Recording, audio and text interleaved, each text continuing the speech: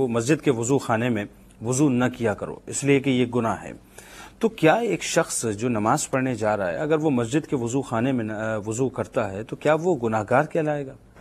نہیں، فقہائے اعظام نے لکھا ہے کہ مسجد میں وضو کرنا حرام ہے۔ اس سے شاید کسی کو شبہ پیدا ہوا ہوگا کہ مسجد میں وضو کرنا حرام ہے تو یہ مسجد میں ہی تو وضو خانہ ہوتا ہے، تو مراد فقہائے اعظام کی یہ ہے، یہ سمجھ لیجئے کہ مسجد کی چار دیواری کے اندر جتنی چیزیں ہوتی ہیں ان کی دو قسمیں ہوتی ہیں، یعنی جتنا ایریا ہے دو قسمیں ہوتی ہیں، ایک خالصتاً مسجد کہلاتا ہے اور ایک فنائے مسجد کہلاتا ہے۔ فنائے مسجد کا مطلب یہ ہوتا ہے کہ مسجد کی چار دیواری میں ایسی جگہ کہ جسے نماز کے علاوہ کسی اور ضرورت کے لیے استعمال کیا جا رہا ہو، جسے استنجا خانے وضو خانے، تو فقہاء نے خالصتاً مسجد میں وضو کرنے کو حرام قرار دیا ہے، کیونکہ جب قطرات گرانا منع ہے تو وضو کرنا بدرجہ اولیٰ منع ہے، اور یہ وضو خانہ چونکہ فنائے مسجد میں ہوتا ہے اس کو منع نہیں فرمایا۔ تو جو خدشہ پیدا ہوتا ہے وہ یہی کہ مسجد میں وضو کرنا گناہ ہے، تو کیا وضو خانے پر بھی گناہ ہوگا؟ تو یہاں پر گناہ نہیں ہوگا کیونکہ یہ فنائے مسجد ہے اور فقہاء نے مسجد میں وضو کرنے سے منع کیا ہے۔ ٹھیک ہے، یعنی مسجد میں وضو نہیں کیا جا سکتا لیکن مسجد کے وضو خانے میں ضرور کیا جا سکتا ہے۔ اچھا، ایک اس حوالے سے ریلیونٹ ایک سوال اور آتا ہے کہ عموماً یہ کہا جاتا ہے کہ صاحب اگر مسجد سے قریب آپ کا گھر ہو تو کوشش کریں کہ گھر سے وضو کر کے نکلیں، اس کی کیا وجہ ہے؟ اس کی حدیث پاک میں وجہ ابھی عرض کی تھی میں نے شروع میں کہ جب انسان گھر سے وضو کر کے چلے گا تو اس کے ہر قدم پر اس کو ایک نیکی ملے گی، ایک گناہ معاف ہوگا اور ایک درجہ بلند ہوگا۔ اب اگر مسجد میں آ کر کرے گا تو گھر سے مسجد تک جتنے اس کے گناہ معاف ہونے تھے، نیکیاں ملنی تھیں، درجات کی بلندی تھی، اس سے وہ محروم ہو جائے گا۔ اس لیے افضل یہ ہے کہ گھر سے کر کے نکلے۔ اچھا، ایک بات فرمائیے کہ دھوپ کے گرم پانی سے وضو کرنا مکروہ ہے، اس کی کچھ وضاحت فرمائیں کہ یہ دھوپ کے گرم پانی سے، جبکہ پانی آپ نے کہا کہ جی وہ صفائی کے لیے اور پانی صاف کیا کرتا ہے، تو دھوپ کے گرم پانی سے کیا مراد ہے؟ دھوپ کے گرم پانی سے مراد یہ ہے کہ اگر کسی دھات کے برتن میں پانی ہے جیسے لوہا ہے، پیتل ہے، تانبا ہے، اور دھوپ کی وجہ سے وہ گرم ہے اور جب آپ یوز کر رہے ہیں، استعمال کر رہے ہیں، اس وقت بھی وہ گرم ہے، تو حضرت عمر فاروق رضی اللہ تعالیٰ عنہ کا یہ قول ہے، آپ ارشاد فرماتے ہیں کہ دھوپ کے گرم پانی سے وضو مت کرو کیونکہ اس سے برس کا مرض ہو جائے گا۔ اچھا، تو اگر وہ ابھی بھی گرم ہے تو اس کو کرنا، استعمال کرنا منع ہے۔ ہاں، اگر وہ برتن میں تھا اس کو نکال کے لہذا رکھ لیا، اب ٹھنڈا ہو گیا، اب اس کو یوز کر رہے ہیں تو حرج نہیں ہے، لیکن دھات کے برتن میں اور گرم پانی کو یوز کرنا یہ برس کا مرض لگا دیتا ہے، اس لیے اس کو منع کیا گیا۔ اچھا، ایک بات فرمائیے کہ عموماً لوگ کوشش یہ کیا کرتے ہیں اور ہم نے مختلف بزرگوں سے یہ سنا کہ صاحب ہر وقت کوشش کرو کہ باوضو رہو، اس سے بہت سے فوائد ہوا کرتے ہیں، کیا وجہ ہے؟ کیوں کہا جاتا ہے کہ ہر وقت باوضو رہو؟ کیوں ضروری ہے یہ بات؟ مطلب یہ مستحب ہے ہر وقت باوضو رہنا۔ کسی نے ایک بزرگ سے پوچھا کہ ذرا یہ بتائیے کہ میں کون سا ایسا عمل کروں کہ ہر وقت میرے نام اعمال میں نیکیاں لکھی جائیں، تو آپ نے ارشاد فرمایا کہ ہر وقت باوضو رہا کرو، تو فرشتے تمہارے نام اعمال میں نیکیاں لکھتے رہیں گے۔ اور اس کے علاوہ جب انسان باوضو ہوتا ہے تو اس پر اللہ تعالیٰ کی خصوصی رحمت برکتیں نازل ہوتی ہیں اور بے شمار برکات اس کو حاصل ہو جاتی ہیں۔ پھر یہ بھی ہو سکتا ہے کہ حالت وضو میں اس کی روح قبض کی جائے، کہ جو عادتاً باوضو رہتا ہے تو حالت وضو میں قوی امکان ہے کہ اس کی روح قبض کی جائے گی، اور نبی کریم صلی اللہ علیہ وسلم کا فرمان عالی شان ہے کہ جس کی روح باوضو حالت میں قبض کی گئی اللہ تبارک و تعالیٰ اس کو مرتبہ شہادت عطا فرماتا ہے، یعنی حکمی وہ شہید ہوتا ہے۔ تو اس لیے ہر وقت باوضو رہنا بہت افضل ہے اور اس کی برکت سے انشاءاللہ مرتبہ شہادت کا حصول بھی ممکن ہے۔ اچھا، ایک بات فرمائیے کہ جیسا کہ آپ نے فرمایا کہ ہر وقت باوضو رہنا، تو کیا یہ ممکن ہے کہ صاحب ایک شخص ہر وقت باوضو رہے اور شیطانی عملیات جو اس کے خلاف کام کر رہے ہیں تو وہ اس سے بالکل بچا رہے گا؟ اس حوالے سے مطلب بالکل بچا رہے گا یہ تو نہیں کہا جا سکتا، لیکن بہرحال جب آدمی باوضو رہتا ہے تو اللہ تبارک و تعالیٰ کی خصوصی رحمت اس کے ساتھ ہوتی ہے، اور بعض فرشتے ایسے ہوتے ہیں جو پاکیزہ رہنے والوں کی خصوصی حفاظت کرتے ہیں۔ ٹھیک ہے، تو اب اس کا فائدہ یہ ہوگا کہ جو شیطانی اگر کوئی عملیات اس پہ کروا رہا ہے، کوئی اثرات اس کی طرف متوجہ ہو رہے ہیں، تو یہ فرشتے اس کے راہ میں ضرور رکاوٹ بنیں گے اور وہ اثرات بہت حد تک کم ہو جائیں گے۔ اس لیے بہتر یہ ہے کہ ہر وقت باوضو رہا جائے تو اس طرح کے اثرات سے بھی محفوظ رہنے کی کبھی امید ہے۔ یہ سوال مفتی صاحب میں نے اس لیے کیا کہ عموماً ہم نے سنا صاحب کہ فلاں شخص نے جو ہے فلاں ایسی جگہ پہ پاؤں رکھ دیا کہ جہاں پر جو ہے وہ نجاست تھی، گندگی تھی، اور جناب وہاں پر کچھ برے اثرات تھے، اور اس کی لپیٹ میں وہ شخص آ گیا، پتہ یہ چلا کہ وہ شخص آلریڈی باوضو نہیں تھا۔ سوال میں نے اس لیے کیا کہ کیا اگر وہ باوضو ہوتا تو وہ جو وہاں پر معاملہ تھا یا جو کچھ بھی وہاں پر گندگی تھی وہ پھر اس پہ اثر انداز ہوتی کہ نہ ہوتی؟ لیکن بات وہی ہے کہ ہم کیونکہ یہ قرآن یا حدیث کے اندر تو وضاحت کے ساتھ یہ بات صراحتاً بیان نہیں ہوئی، تو اس لیے یقینی طور پہ تو ہم نہیں کہہ سکتے کہ ضرور وہ بچ جاتا، لیکن ہاں قوی امکان، جیسے میں نے عرض کیا کہ چونکہ باوضو شخص پر خصوصی رحمتیں ہوتی ہیں، فرشتے اس کے ساتھ ہوتے ہیں، تو قوی امید ہے کہ وہ اس سے محفوظ رہتا۔ اس لیے بہتر ہے کہ جب ایک طریقہ یا کچھ فوائد والی شے ہمیں معلوم ہو گئی تو ہم اس کو اختیار کریں تاکہ اس قسم کے اثرات سے محفوظ رہنے میں مدد ملے۔ اچھا، بہت سے معاملات میں ہم نے ایسا بھی دیکھا کہ صاحب ایک شخص نے وضو کیا اور تھوڑی دیر بعد اچانک اس کو خیال آیا کہ پتہ نہیں میرا وضو قائم ہے کہ نہیں ہے، تو میں دوبارہ جا کے وضو کر لوں۔ پھر وہ سوچتا ہے نہیں جی وضو میرا جو ہے وہ قائم ہے، اور اس نے نماز پڑھ لی۔ اب اس مخمسے میں کہ جی میرا وضو ٹوٹا کہ نہیں ٹوٹا، اس شخص کو کیا کرنا چاہیے؟ دیکھیں، فقہائے اعظام نے لکھا ہے کہ اگر یہ زندگی کا پہلا معاملہ ہے، پہلی مرتبہ ایسا وسوسہ آیا ہے تو وہ احتیاطاً وضو کر لے۔ لیکن اگر اکثر ایسا ہی ہوتا رہتا ہے کہ وضو کرنے کے بعد بھی یاد نہیں رہتا یا وسوسے کا شکار رہتے ہیں کہ پتہ نہیں وضو قائم رہا ہے نہیں رہا، تو اب ان وسوسوں کا شکار ہونے کی بالکل ضرورت نہیں ہے۔ اب اسی حالت میں آدمی کو نماز پڑھنی چاہیے۔ اچھا، بلکہ فرمایا کہ اب اگر بار بار وسوسے آتے ہیں اور اب اگر وہ وضو کرے گا تو یہ حقیقتاً شیطان کی اطاعت ہے کہ شیطان نے اس کو بہکایا اور یہ شیطان کے بہکائے میں آ کر وضو کرنے چلا گیا، کہ اس نے کہا تم بے وضو ہو، تو اس نے مان لیا کہ بے وضو ہوں اور وضو کرنے چلا گیا۔ لہذا حکم یہ ہے کہ اگر بار بار وسوسہ آئے تو اس کی طرف دھیان نہ دے اور نماز شروع کر دے۔ اچھا، اس میں ایک سوال پیدا ہوتا ہے کہ فرض کیجئے ایک شخص ہے اور بڑا امپورٹنٹ سوال ہے یہ کہ پیشاب کرنے گیا اور استنجے کے بعد جو ہے وہ باہر آتا ہے، وضو کرتا ہے۔ اب وضو کرنے کے بعد وہ نماز کے لیے کھڑا ہوا پہلی رکعت میں یا جسٹ سپوز آخری رکعت میں، اسے یہ گمان ہوتا ہے کہ ایک قطرہ جو ہے اس کا اخراج ہو گیا پیشاب کے ایک قطرے کا، تو کیا اس صورت میں، ابھی اس کا گمان ہے یعنی اسے یقین نہیں ہے، تو کیا اس کا وضو جو ہے وہ ختم ہو جائے گا؟ دیکھیں، یہ بھی مسئلہ یہی ہے کہ اگر زندگی میں پہلی مرتبہ واقعہ ہوا ہے تو اس کو حکم یہ ہے کہ اپنی نماز توڑ دے، اور توڑنے کے بعد جا کر دیکھے کہ واقعی قطرہ نکلا تھا یا نہیں نکلا تھا۔ اگر نکلا ہے تو واقعی وضو ٹوٹ گیا، دوبارہ وضو کر کے آئے گا، اور نہیں ٹوٹا تو اب نئے سرے سے دوبارہ نماز پڑھے گا۔ اور اگر یہ اکثر ایسا ہوتا ہے کہ قطرہ محسوس ہوتا ہے لیکن جا کر دیکھا ایک دو دفعہ تو وہ قطرہ نظر نہیں آتا، تو اب اس کی طرف دھیان نہ دے، اب اس کو نماز پورا کرنا لازم ہے۔ اور اگر فرض کیجئے کہ واقعی اس کا قطرہ جو ہے وہ نکل گیا تو پھر وضو جو ہے وضو ٹوٹ جائے گا۔ ٹھیک۔ اچھا، ایک بات یہ فرمائیے کہ بے وضو حالت میں کون سے ایسے کام ہیں کہ جن کے بارے میں ہمیں سوچنا چاہیے کہ صاحب یہ کام جو ہیں وہ کرنا مکمل طور پہ ناجائز ہیں؟ ہاں، بے وضو حالت میں ایک تو قرآن کو بغیر جزدان کے چھونا حرام ہے۔ اللہ تبارک و تعالی نے ارشاد فرمایا لا یمسہ الا المطہرون، کہ اس قرآن کو نہ چھوئیں مگر پاک و صاف لوگ۔ تو حالت وضو کے اندر چھونا جائز ہے، اور بے وضو حالت میں قرآن کو بغیر جزدان کے چھونا حرام ہوتا ہے۔ اسی طرح قرآن کا ترجمہ چاہے کسی بھی زبان میں ہو، اردو، فارسی، انگلش کے اندر، اسے بھی اس طرح چھونا ممنوع ہوتا ہے۔ اس کے علاوہ حروف مقطعات کی انگوٹھیاں آتی ہیں بعض اوقات، یہ طا، سین، حا، میم، عین، سین، قاف وغیرہ، تو یہ بھی چونکہ قرآن پاک کے حروف ہیں، ان پر بھی ہاتھ پڑ جائے گا تو انسان گناہ گار ہوگا۔ تو یہ چند چیزوں کا ہمیں دھیان رکھنا چاہیے۔ اچھا، اور کون سے ایسے کام ہیں کہ جن کو کرنا جائز ہے، یعنی اس کے حوالے سے ہمیں سوچنا نہیں چاہیے کہ صاحب بے وضو ہیں لیکن اس کام کو ہمیں کر جانا چاہیے؟ ہاں، جیسے مثال کے طور پہ قرآن پاک کو بغیر چھوئے زبان سے پڑھنا، یہ بالکل جائز ہے۔ حالت بے وضو کے اندر انسان قرآن کو زبان سے پڑھ سکتا ہے، چھوئے نہیں، دور سے دیکھ کے اس کو پڑھتا رہے زبان سے، جائز ہے۔ اس کے علاوہ اگر قرآن پاک کا ترجمہ لکھا ہے لیکن ساتھ میں اور بھی کوئی اردو وغیرہ لکھی ہوئی ہے، خالصتاً ترجمہ نہیں ہے، تو پھر اس کے اوپر ہاتھ نہیں لگنا چاہیے۔ اگر سائڈ سے کاغذ پکڑ لیا تو یہ جائز ہے۔ جیسے روڈ پہ پڑے ہوئے کاغذ وغیرہ ہوتے ہیں، اٹھا کے کہیں اوپر اخبار کے کاغذ جیسے ہوتے ہیں تو رکھ سکتے ہیں۔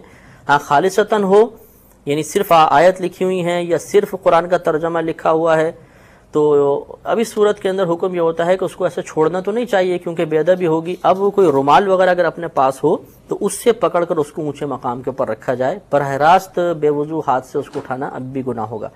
اس کے علاوہ اذان کا جواب دینا، اذکار الہیہ کرنا، درود پاک پڑھنا، یہ تمام کے تمام بے وضو حالت کے اندر جائز ہوتے ہیں۔ ٹھیک، مفتی صاحب ایک سوال اس جو آپ کے جواب میں جو ہے میں بھول گیا اس کو پوچھنا، وہ یہ ہے کہ جب وضو ٹوٹ گیا پیشاب کے قطرے سے تو کیا نماز جو وہ پڑھ رہا تھا وہ نماز بھی اس کو دوبارہ ادا کرنی ہوگی؟ جی ہاں، اگر جا کر اس نے دیکھا بالفرض نماز پوری کر چکا تھا، پھر جا کر اس نے دیکھا، یا دوران نماز اس نے جا کر توڑ کے اپنی نماز جا کر دیکھا، تو توڑنے کی بنا پہ تو دوبارہ پڑھنی ہے، اور نماز کامل کرنے کے بعد جا کر دیکھا اور واقعی قطرہ موجود تھا تو یہ نماز نہیں ہوگی۔ اب یہ اتنا ضرور ہے کہ یہ چونکہ وسوسے کو دفع کرنے کی کوشش کر رہا تھا، لہذا نماز پوری کرنے کی بنا پہ گناہ گار تو نہیں ہوگا، لیکن اس نماز کو وقت کے اندر پڑھنا پڑے گا۔ اچھا، ایک بات فرمائیے کہ بہت سے لوگ یہ سمجھنا چاہتے ہیں، یہ بڑی امپورٹنٹ بات ہے، کیونکہ وضو ایک ایسی چیز ہے کہ جو ہمیں نظر نہیں آتی ظاہری آنکھ سے کہ صاحب وضو جو ہے وہ ٹوٹ گیا، یہ صرف ایک انسان کا اپنا دل ہوتا ہے جس کی ایک تسکین کی بات ہے اور وہی پیمانہ سارا ہوا کرتا ہے. کن کن امور پر وضو ہم کہیں گے کہ صاحب ٹوٹ جاتا ہے؟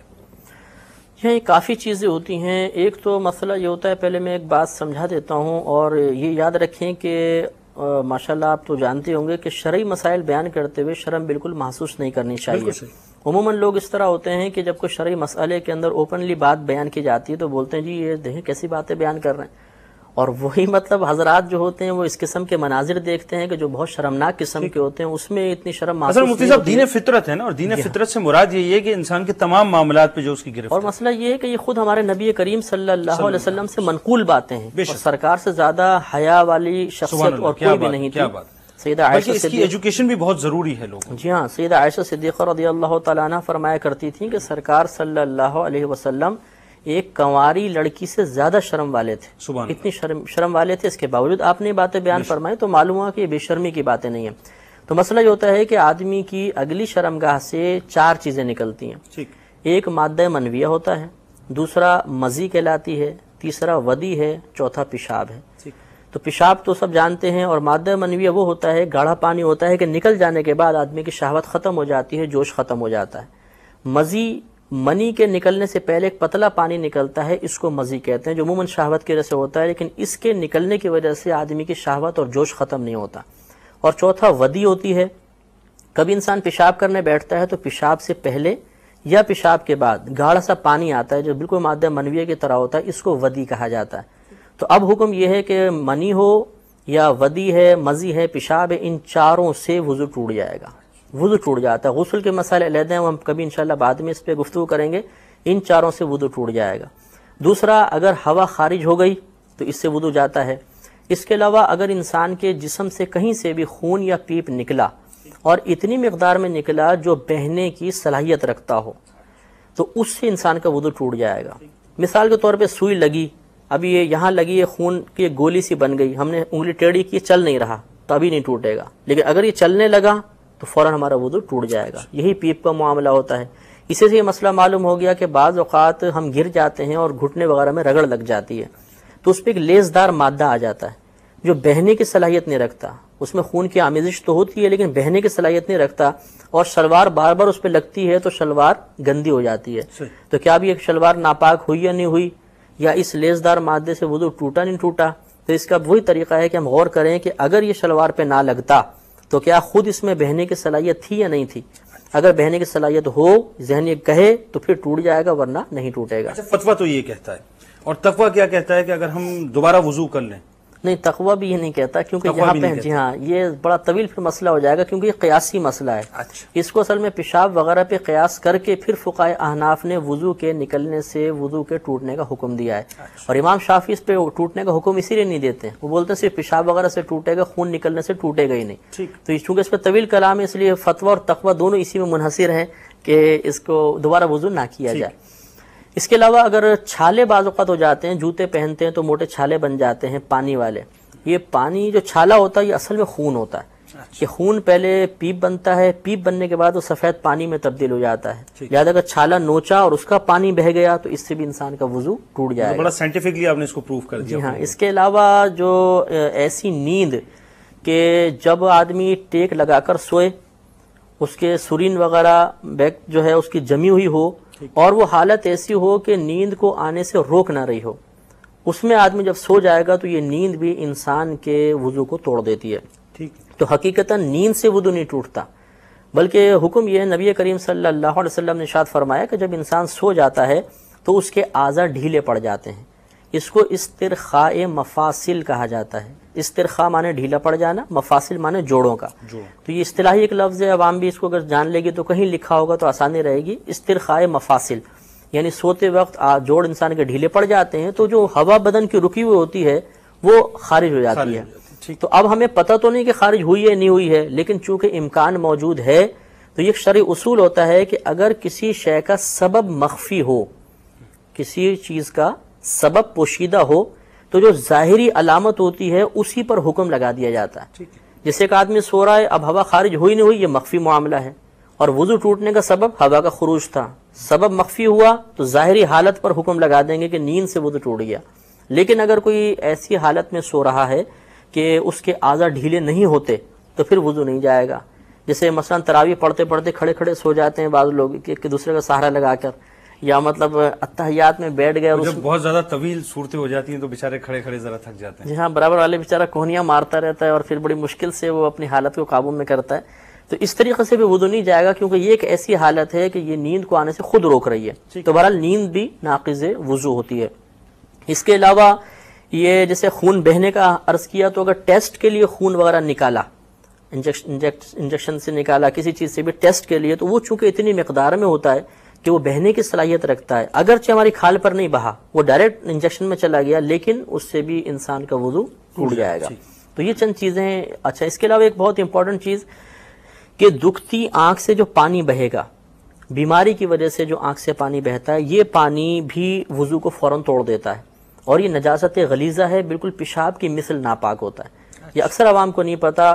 جب آشوب چشم کی بیماری چلتی ہے تو عموماً وہ پانی نکلتا ہے تو وہ اسی طرح رومال سے صاف کر کے اور اسی طرح نمازیں پڑھنا شروع کر دیتے ہیں. وہ سمجھتے ہیں ہم باوضو ہیں, لیکن آشوب چشم کی بیماری اگر ہے اور مسلسل پانی نہیں نکل رہا, وقفے وقفے سے نکلتا ہے, تو یہ ناقض وضو ہوتا ہے, انسان کا وضو ٹوٹ جائے گا.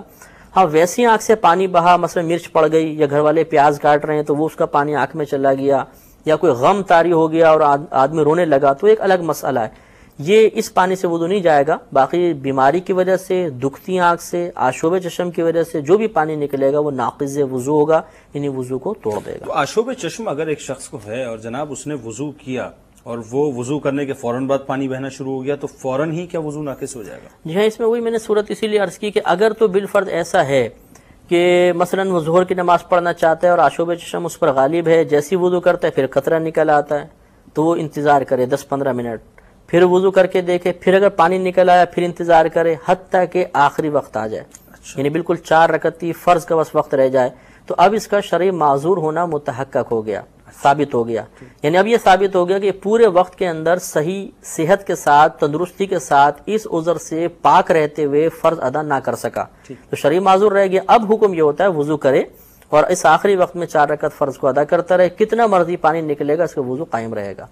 اب مثلا عصر کا وقت آیا, تو چونکہ 2 نمازوں کے درمیان اس نے اپنا امتحان کر لیا ہے, اب جیسے عصر کا وقت آئے گا تازہ وضو کرے اور نماز پڑھنا شروع کر دے. اب چاہے کتنے قطرات نکلیں گے یہ اس کا وضو نہیں جائے گا.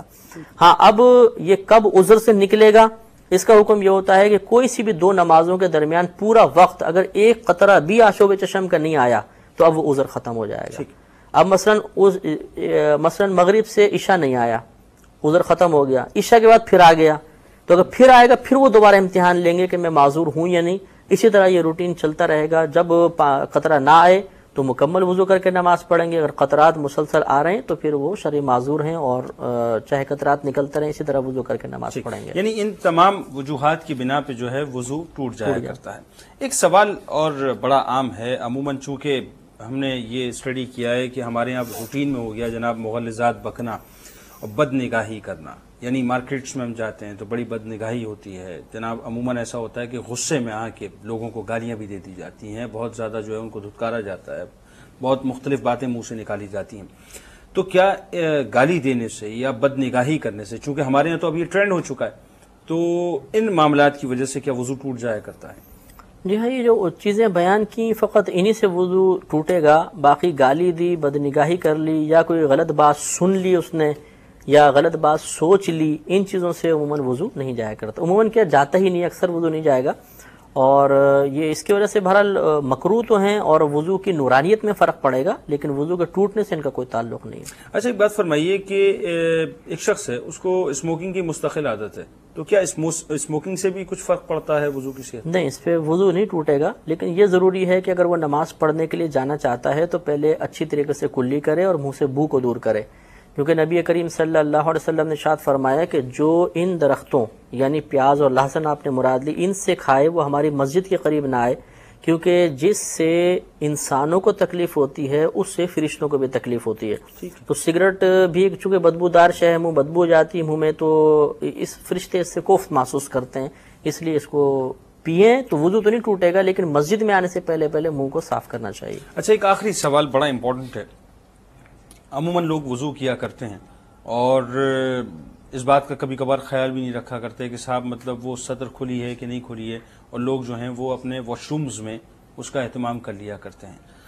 کیا اپنی سطر کو کھلا دیکھ کر یا دوسرے کی سطر پہ اگر نگاہ پڑ جائے تو اس سے کوئی وضو کی صحت پہ فرق پڑتا ہے؟ جی ہاں، عوام میں ایک عام خیال مشہور ہے کہ کسی کو برہنہ دیکھ لیا یا خود برہنہ ہے تو وضو ٹوٹ جائے گا یا وضو نہیں ہوگا. یہ سب غلط خیال ہیں. جان بوجھ کے کسی کے سطر پہ نگاہ ڈالنا حرام ضرور ہے، لیکن وہی بدنگاہی کے درجے کے اندر آئے گی کہ اس سے وضو پہ فرق نہیں پڑے گا، انسان گناہگار ضرور ہوگا. اسی طرح اگر خود انسان حالت برہنہ میں ہے تو اس حالت میں بھی وضو ہو بھی جاتا ہے، اور اپنا اگر ستر دیکھ بھی لیا تو وضو پہ کوئی فرق نہیں پڑے گا. مفتی صاحب کوئی خصوصی بات آپ کہنا چاہیں اس پروگرام کے حوالے سے؟ بس میں یہ گزارش کروں گا اپنے تمام دیکھنے والوں سے، سننے والوں سے، کہ یہ مسائل ایک دو بار سننے سے یاد نہیں ہوتے ہیں. انہیں بار بار سننا ہوگا، بار بار اس CD کو دیکھیں، بار بار ان مسائل کو ذہن میں محفوظ کریں، اور بہتر طریقہ یہ ہے کہ آپ ان کو سیکھنے کے بعد دوسروں تک ان کو پہنچائیں. جب ہم ایک بات کو بیان کرتے ہیں تو وہ بہت اچھی ذہن میں راسخ ہو جاتی ہے. پہلے اچھی طرح مسئلہ سمجھ لیں، اس کو دیکھنے کے بعد پھر کسی کو سمجھائیں تو انشاءاللہ آپ کا فائدہ یہ ہوگا کہ دوسرے بھی اغلاط سے محفوظ ہوں گے، آپ کے لیے ثواب جاریہ ہوگا، آپ کو سکھانے کا انداز آپ کا بہتر سے بہتر ہوتا چلا جائے گا، اور انشاءاللہ جو حضرات اس CD کی تیاری میں معاون ثابت ہوئے ان سب کے لیے بھی ثواب جاریہ کے دروازے کھل جائیں گے. آپ کا بہت شکریہ مفتی صاحب، آپ تشریف لائے. اور کتنی خوبصورت بات مفتی صاحب نے آخر میں فرمائی. ساری کلام ان کا بڑا خوبصورت تھا، لیکن آخری بات کتنی پیاری ہے کہ ہمیں دراصل اپنی تربیت کرنی چاہیے. وضو ایک بنیادی کام ہے، اور اس موقع پہ آخر میں ایک واقعہ مجھے یاد آتا ہے کہ حسنین کریمین رضی اللہ تعالی عنہما ایک مرتبہ وضو فرما رہے تھے. انہوں نے دیکھا کہ ایک بوڑھا شخص وہاں پر آیا اور اس کا وضو جو ہے وہ صحیح نہیں تھا، یعنی جو طریقہ کار تھا وہ صحیح نہیں تھا. اب کہتے کیسے؟ ادب کو بھی ملوز خاطر رکھنا تھا، اور بات یہ ہے کہ اس کی دل آزاری بھی نہ ہو کیونکہ عمر میں خاصے بڑے ہیں. تو سمجھایا کچھ اس انداز سے کہ کہا بڑے صاحب ذرا آپ یہاں پہ تشریف رکھیے اور ذرا محسوس کیجئے کہ ہم دونوں بھائی جو وضو کرتے ہیں ہم میں سے کس کا وضو زیادہ بہتر ہے. دونوں نے وضو کیا، وضو کر کے بتایا، اور کرنے کے بعد یہ سوال کیا کہ اب یہ بتائیے کہ ہم دونوں میں سے کس نے سب سے بہتر وضو کیا. تو انہوں نے عرض کیا کہ آپ دونوں کا وضو تو بہت بہتر ہے، اصل میں وضو میں جو خرابی تھی وہ میرے ہی وضو میں تھی. تو مختصر بات یہ ہے کہ اگر ہم کسی کو تنبیہ کریں تو یہ خیال رکھیں کہ اس کی عزت نفس مجروح نہ ہو، اور ہمیں اپنے آپ کو اتنا تیار کرنا ہوگا کہ ہم یہ جان سکیں کہ جو وضو کے فرائض ہیں، اس کے جو طریقہ کار ہیں، اس پہ ہمیں مکمل طور پہ ہم عمل پیرا ہو چکے ہیں، اور الحمدللہ ہمارا جو وضو ہے وہ بہترین وضو ہے. انشاءاللہ اگلے پروگرام میں آپ سے ملاقات ہوگی. اجازت دیں اپنے میزبان جنید اقبال کو اس دعا، اس امید کے ساتھ کہ اللہ تبارک و تعالی